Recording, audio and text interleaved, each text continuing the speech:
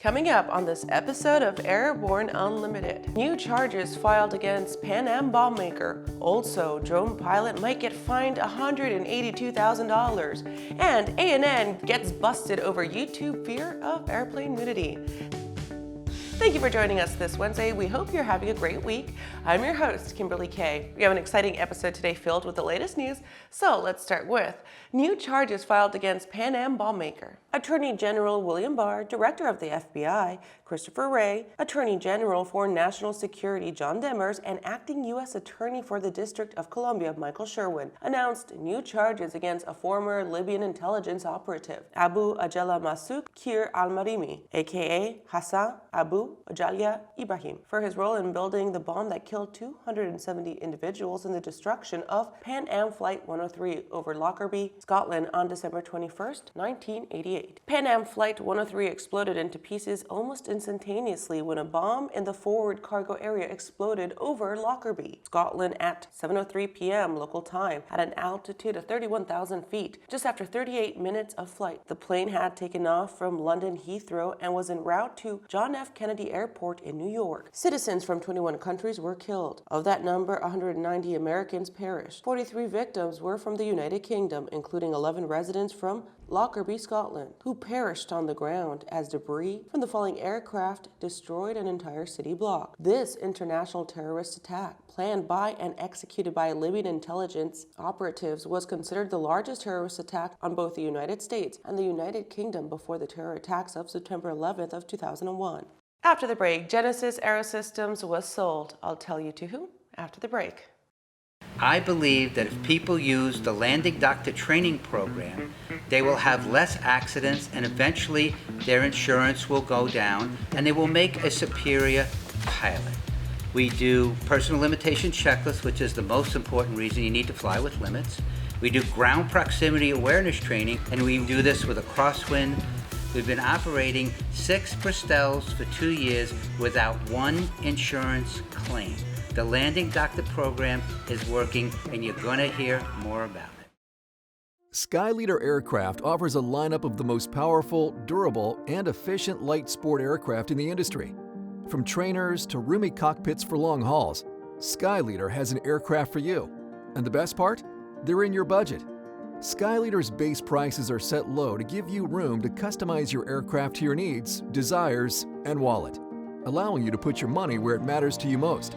Visit flyskyleader.com today to learn about our aircraft, customization options, and chat with the team. There's a difference between charting a steady course and pushing for the ceiling. And for nearly a century, Hartzell Propeller has been defining that difference. It's in our passion for engineering and research and our dedication to testing the limits of performance. We are built on honor. We are Hartzell Propeller.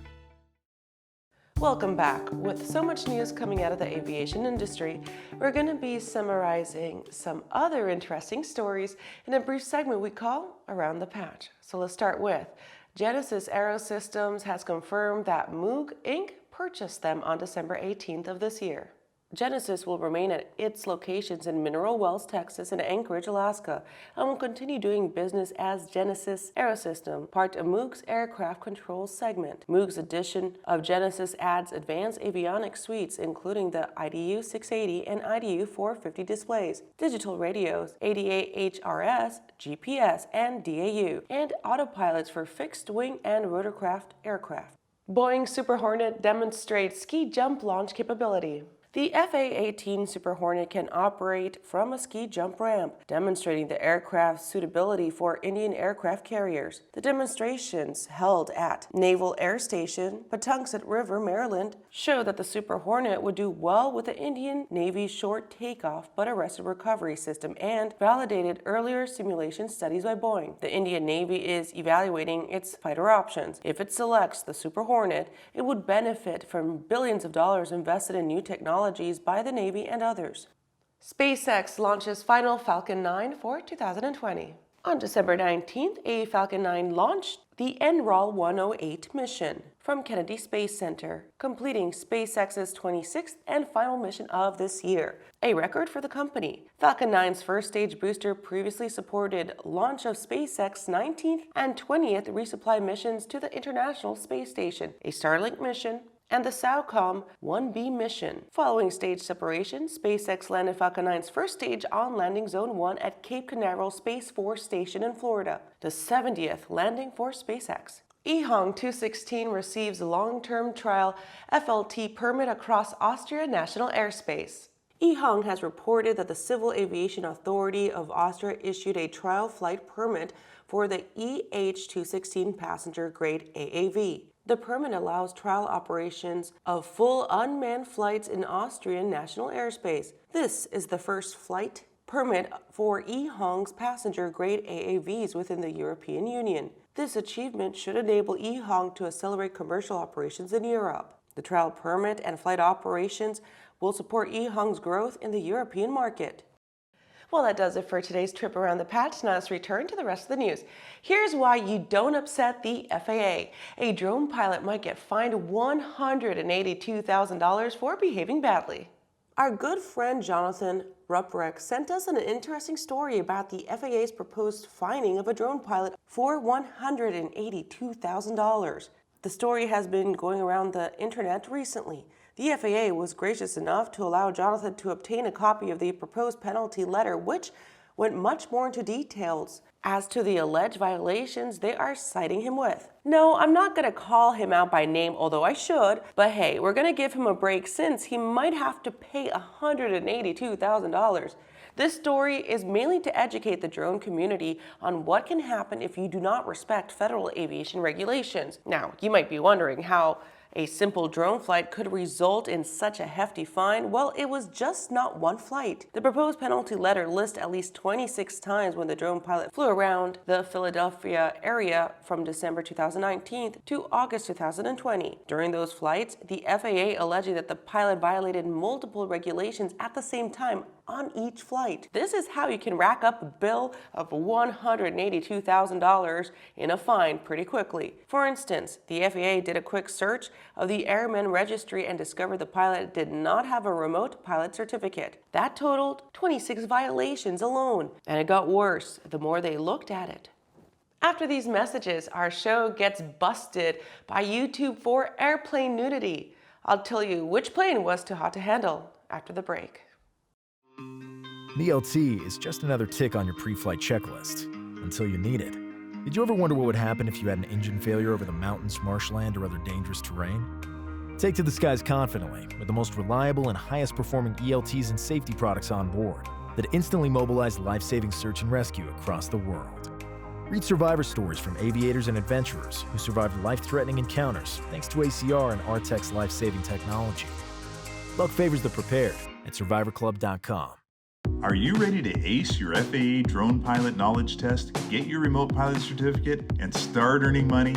Well, flying a drone is a great tool that can open up new business opportunities for anyone. Realtor, insurance adjuster, videographer, or commercial weekend drone warrior, you need to fly legally. Whether you're pursuing your initial Part 107 remote pilot certificate or you need a renewal, King Schools has a course just for you. So start learning today at kingschools.com.